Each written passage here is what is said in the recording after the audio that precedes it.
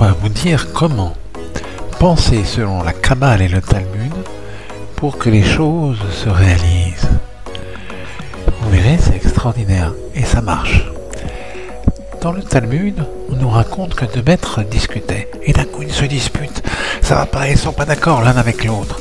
Et leur dispute va tellement fort qu'à la fin il y en a un qui sort un sabre qui coupe la tête à l'autre. Comment il a eu à couper la tête. Et alors, comme ils étaient des kabbalistes et comme ils connaissaient beaucoup de choses dans le monde spirituel, il l'a immédiatement ressuscité. Ah, c'est ce que nous raconte le Talmud. Quelquefois, dans une discussion, eh bien, on coupe un peu la tête à l'autre en l'empêchant de parler, finalement, ou en détruisant un petit peu sa dialectique. Eh bien, il faut toujours ressusciter l'autre. Si on ne doit jamais enlever la vie à l'autre. Mais c'est pas de ça dont je voulais vous parler. C'est intéressant parce que dans ces disputes du Talmud, on nous dit comme ça que si un maître dit ça et un maître dit ça, comme ces deux maîtres sont des gens honnêtes, sont des gens qui sont liés au divin, eh bien, leur avis à chacun est valable. Même s'ils disent le contraire l'un de l'autre, leur avis est valable et vrai. C'est étonnant. Comment c'est possible que deux avis contradictoires soient vrais? Eh bien, c'est grâce à ce modèle de pensée que vous allez voir que votre vie peut changer. Toute votre vie peut changer. Parce qu'en fait, le monde est tel que vous le pensez. Maintenant, actuellement, tel que vous le pensez vraiment que vous êtes. Vous allez voir, c'est un petit peu facile à comprendre et difficile. Difficile à réaliser, mais facile à comprendre. Le monde est tel que vous le pensez actuellement, mais pas tel que vous le désirez qu'il soit. Écoutez bien ce qui suit. Il y avait deux maîtres, un qui s'appelait Rambam, avec un M à la fin, l'autre qui s'appelait Ramban. Alors l'un était très rationnel, et l'autre était très dans le domaine du miraculeux, de la Kabbale, etc. Ramban admirait beaucoup le maître rationnel, mais lui était beaucoup plus baroque, beaucoup plus dans des histoires merveilleuses. Et pourtant, les deux avaient quelque chose de valable.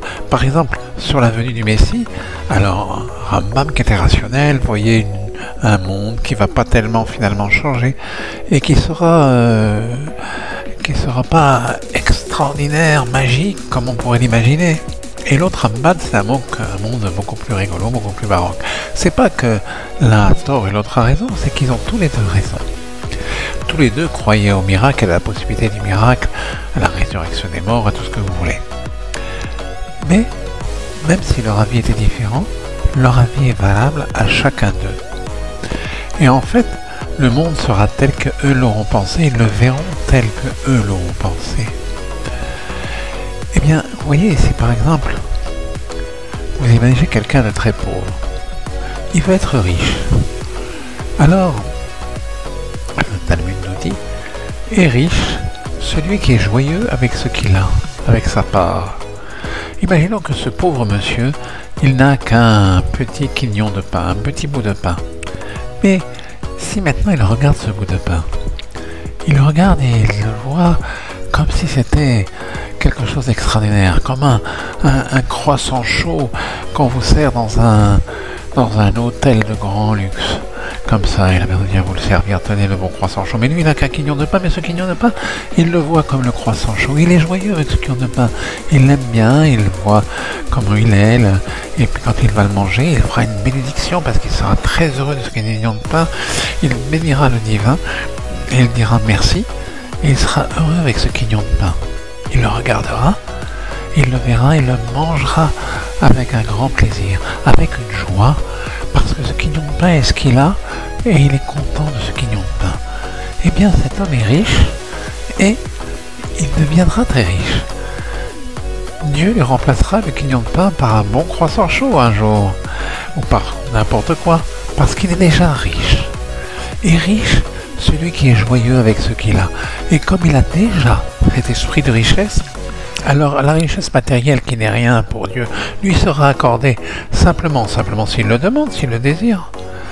Soyez toujours joyeux avec ce qu'il y a. Et ça, c'est pour pour tout ce qui peut arriver, pour la santé par exemple.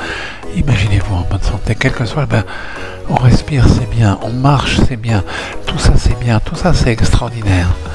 Et quand on voit les gens qui manquent d'une seule petite chose, alors tout s'arrête ici. Si dans le corps humain, qui est fait de plein d'ouvertures, d'entrées, de sorties du sang, de la respiration, des fluides quelconques, c'est n'importe quoi là-dedans, était bouché ou était ouvert pour rien, alors ce serait dangereux pour la personne. Donc tout est bien, tout ce qui passe, il faut faire en sorte que le fluide qui est circule. Et lorsque le fluide spirituel circule, alors le fluide matériel, tout va circuler. Donc on est heureux, on remercie de tout ça. Et vous savez, cette joie elle est là. J'ai mon ami le maître Eli Cohen, il chante toujours, il chante avec une joie pour dire aux gens, c'est d'être joyeux. Toi, j'ai entendu chanter une chanson merveilleuse sur comment gagner sa vie, etc. Comme quoi c'était quelque chose de pas si important, et c'est important.